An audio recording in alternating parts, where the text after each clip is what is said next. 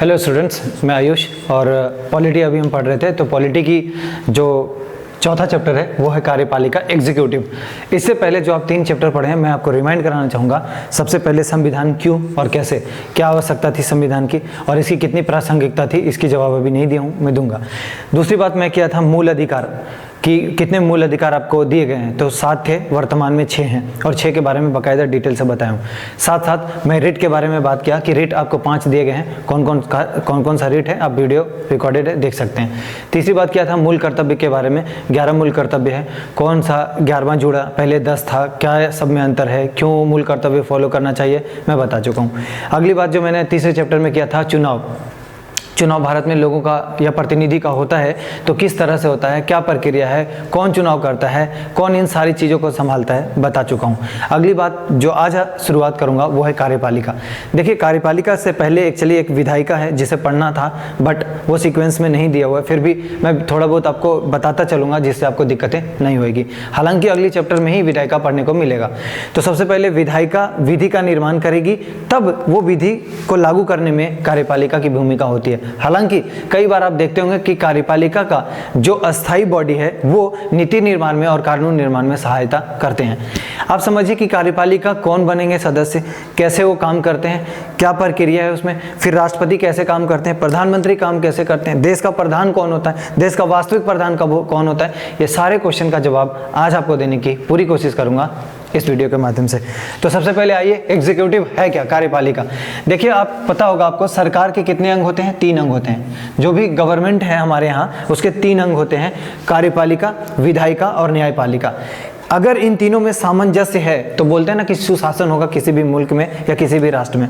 सुशासन होने के लिए बेहद जरूरी है कि कार्यपालिका का न्यायपालिका से और न्यायपालिका का विधायिका से और विधायिका का कार्यपालिका से आपस में अच्छा रिलेशन हो, अच्छी संबंध हो। अगर ऐसा है तो यही तो कहलाएगा आपका गुड गवर्नेंस। गवर्नेंस एक अलग टॉपिक बनता है बाद में पढ़ने के लिए। फिलहाल देखिए इसका अगर 3 अंग है तो कौन है, विधायिका विधि या कानून का निर्माण करेगा, संशोधन भी करेगा। कार्यपालिका कौन होगा, विधि या कानून लागू करने में और निर्माण, मतलब कानून लागू करने साथ साथ कानून निर्माण में भी सहायता करते हैं। कैसे करते हैं इसका जवाब जरूर दूंगा। न्यायपालिका देखिए ये न्याय का काम करते हैं। न्याय का काम हो सकता है कि जब 2 पार्टियों में या 2 दलों में या 2 लोगों में या 2 राज्यों में या केंद्र और राज्य के बीच संघर्ष होती है, तो ऐसे में न्यायपालिका न्याय के लिए उत्तरदायी संस्थान है। साथ साथ ये न्यायपालिका इन दोनों सरकार के अंगों पे ठीक ठाक अंकुश लगाती है ताकि कोई जो सरकार की सामंजस्य है, मतलब सुशासन है, उसमें कोई हस्तक्षेप ना हो। तो इसी वजह से मैंने लिखा है कि न्यायपालिका अन्य दोनों अंग जैसे विधायिका और कार्यपालिका की देखरेख भी करता है। क्लियर है।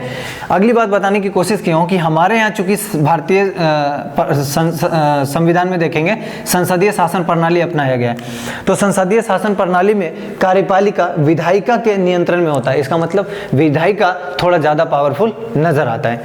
अब देखिए कार्यपालिका का विभाजन आपको ये बता चुका हूँ। हालांकि संसदीय शासन प्रणाली हमने ब्रिटेन से लिया था। जब मैं आपको बता रहा था कि संविधान में क्या चीज़ कहाँ से लिया गया, उस दिन मैं इसका जिक्र किया हूँ, फिर भी करूँगा अभी थोड़ी देर बाद।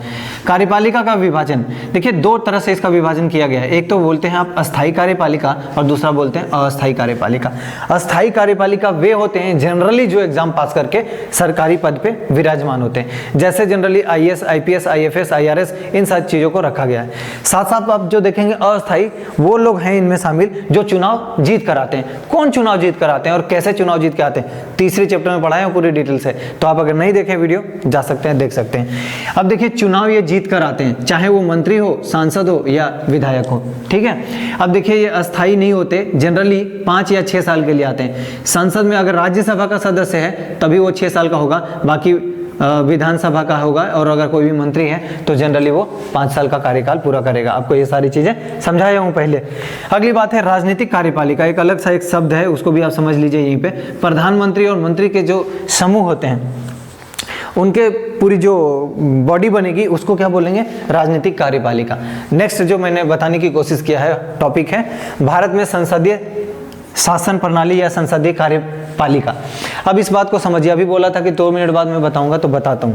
देखिए जब 1919 का अधिनियम भारत में आया था और 1935 का अधिनियम, वहां से इस चीज को हमने ऑप्ट किया है, ठीक है। साथ साथ भारतीय संविधान निर्माताओं ने भी संसदीय शासन प्रणाली को या कार्यपालिका को अपनाने अपनाना चाहा या स्वीकार किए।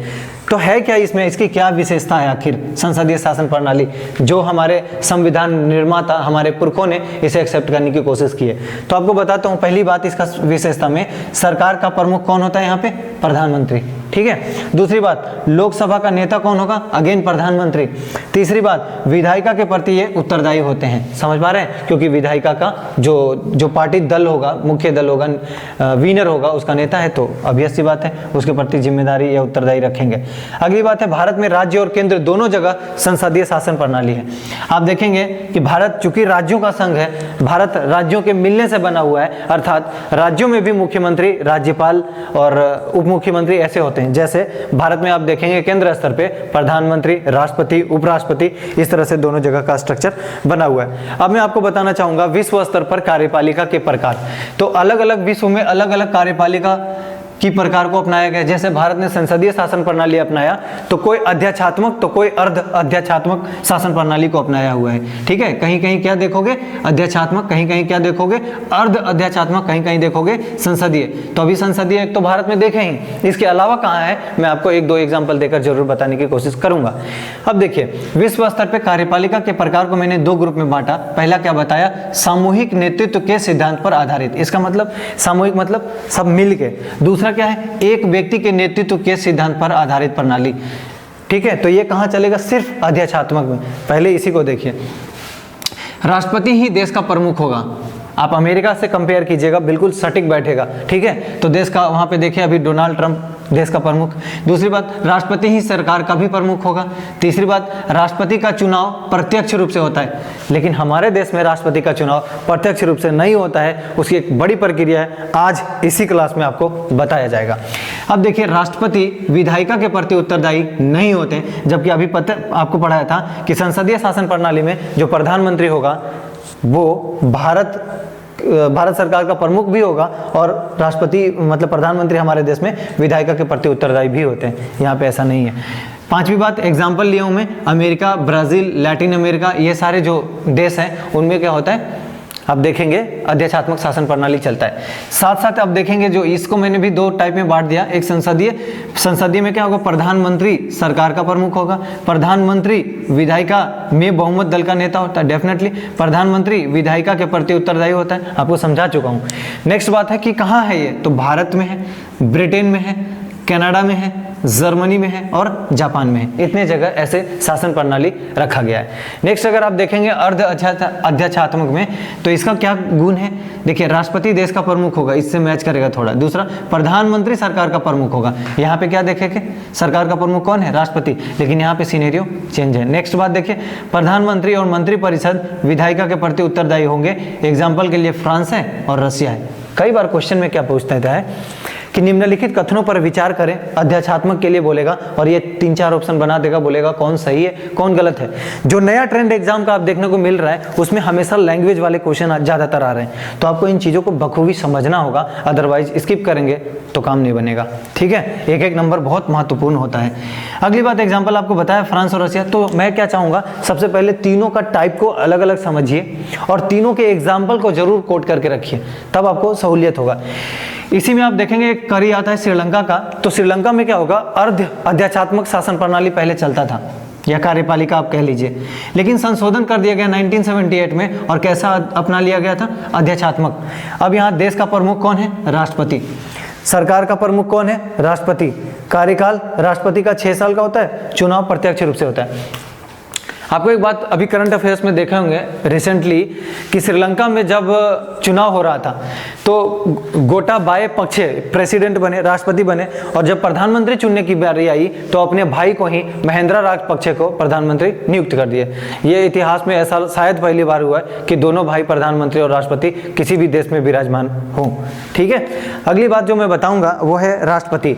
तो अब हम पढ़ेंगे राष्ट्रपति कौन होगा देश में, प्रधानमंत्री कौन होंगे देश में, कैसे विधायक चुने जाएंगे, कैसे मंत्री चुने जाएंगे, ये सारी प्रक्रिया धीरे धीरे चलते चलते हम एक एक करके देखेंगे। तो सबसे पहले राष्ट्रपति के बारे में डिटेल से देखेंगे।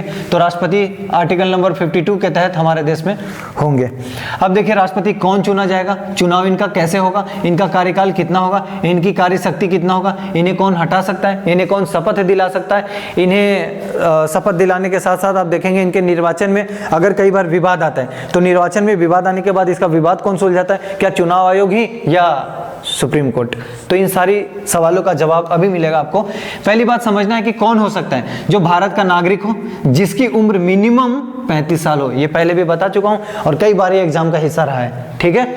अगली बात देखिए, लोकसभा का सदस्य निर्वाचित होने की योग्यता हो। जब मैं उपराष्ट्रपति के लिए बता रहूंगा तो वहां पे लोकसभा के बजाय मैं राज्यसभा लिखूंगा, उस समय भी आपको आगाह कराऊंगा कि मैंने पहले बताया था।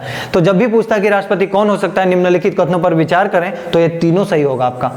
समझ पा रहे हैं मुझे। अगली बात मैंने क्या बताया कि इसका चुनाव कैसे होगा, उसको बताने से पहले मैं इस पे आऊंगा कि कार्यकाल कितना होगा। कार्यकाल हमेशा 5 साल इनका रहेगा।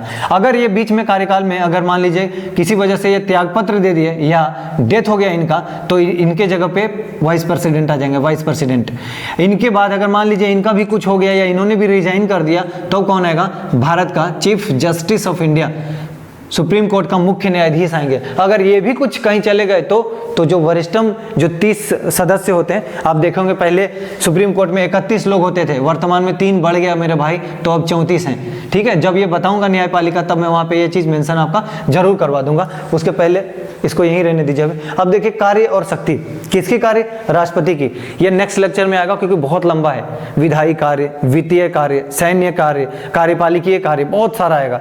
तो इस वजह से मैं इस लेक्चर में इसको रिकॉर्ड नहीं कर पाऊंगा। अगली बात देखिए कैसे हटाया जा सकता है, महाभियोग लगता है भाई, आर्टिकल नंबर 61 आपको कल भी बता रहा था कैसे होता है। इसका विशेष बहुमत से पास कराना पड़ता है किसी भी एक सदन से। अब देखिए किसी भी एक सदन से, खासतौर तौर पे लोकसभा, वैसे कहीं से भी करा सकते हो आप, लेकिन जब उपराष्ट्रपति पढ़ाऊंगा तब वो जाहिर सी बात है कि उपराष्ट्रपति आप देखेंगे कि राज्यसभा का सभापति होते हैं या राज्यसभा का अध्यक्ष होंगे, तो आप वहां पे देखेंगे कि वो सिर्फ राज्यसभा से हटेंगे, लेकिन ये ऐसा यहाँ पे कंडीशन नहीं है। और विशेष बहुमत का मतलब 2/3, तो ये अभी बताऊंगा कैसे बहुमत वगैरह है।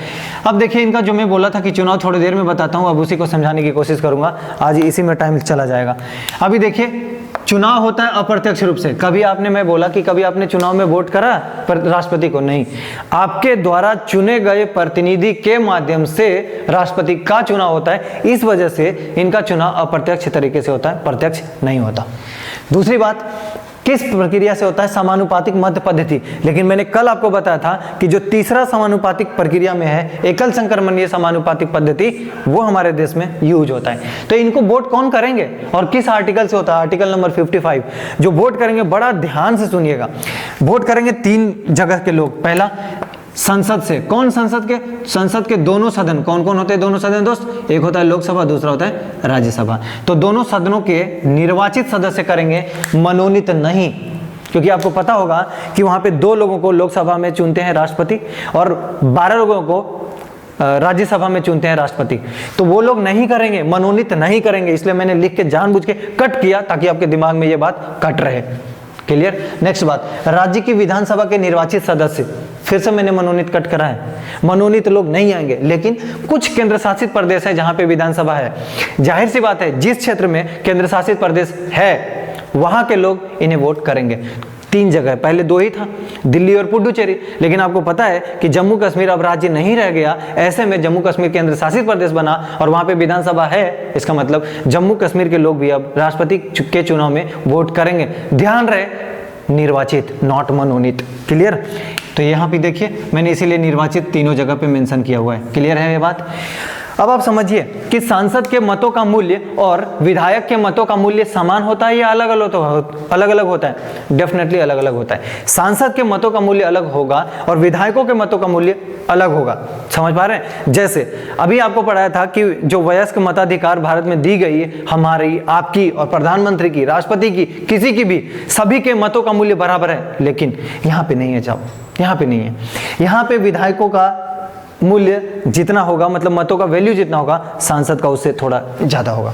अब कैसे, यही समझाता हूँ। हालांकि ये नहीं पढ़ना है 11th के लेवल पे, लेकिन चूंकि हमारे साथ कंपटीशन वाले एग्जाम वाले लोग जुड़े हुए हो, इस वजह से मैं आपको आगाह कराने की जरूर कोशिश करूंगा। तो देखिए, एक निर्वाचित सांसद, क्या बोल रहा हूं मैं, सांसद के मतों का मूल्य क्या होगा, सभी राज्य के विधायकों के मतों का कुल मूल्य डिवाइडेड बाई संसद के कुल निर्वाचित सदस्यों की मूल्य, संख्या। तो अगर इसका डिवीजन देखोगे, इसका अनुपात देखोगे, वो होगा इनका एक सांसद का मूल्य। सेकंड, अगर आप देखेंगे किसी सांसद के मतों का मूल्य कितना होता है, तो एक निर्वाचित विधायक बोलना चाहिए, सांसद ने, विधायक के मतों का मूल्य, कुल मूल्य कितना होगा, राज्य की कुल जनसंख्या, जिस भी राज्य का वो विधायक होगा उस राज्य की कितनी जनसंख्या है डिवाइडेड बाई राज्य के विधानसभा में निर्वाचित कुल सदस्य इनटू 1000। ये जितना आएगा, इससे हमेशा इसकी वैल्यू ज्यादा आता है। इसी वजह से अगर क्वेश्चन में कोई पूछे कि क्या जो वयस्क मताधिकार के लिए जो चुनाव हो रहा होता है, जहां लोग वोट कर रहे होते हैं, उस मत का मूल्य और विधायक और सांसद जब राष्ट्रपति के लिए चुनाव करते हैं उस मत का मूल्य बराबर होता है, आप बोलेंगे कतई बराबर नहीं हो सकता। रीजन आपको मैंने दोनों बताने की कोशिश करा है, समझ पा रहे हैं। अगली बात जो बचा हुआ इस टॉपिक से थोड़ा बहुत, वो मैं आपको समझा दूं।